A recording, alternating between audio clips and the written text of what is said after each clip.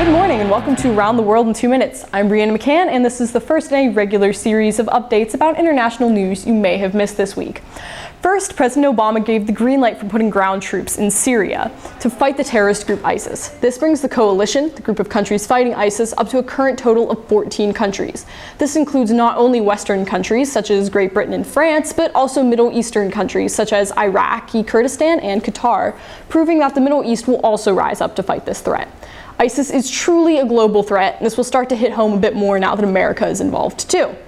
Staying in the Middle East, the land not only of eternal conflict but also of cheap oil, the International Monetary Fund reported last week that if barrels of oil continue to be sold for about $5 a barrel, most Middle Eastern countries will run out of money in less than 5 years. Now, it's difficult to predict exactly what will happen if this comes true, but let's just hope that cars at that point run on some sort of alternative fuel, or else it will be an oily situation.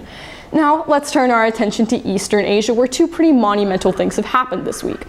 First, many of you are probably familiar with China's one-child policy that was enacted in 1978.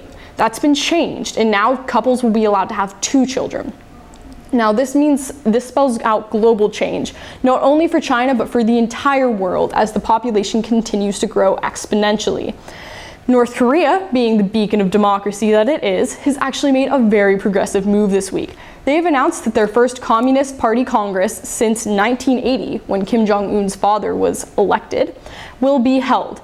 Now, this has the potential to be incredibly significant, not only for North Korea, but for the entire globe.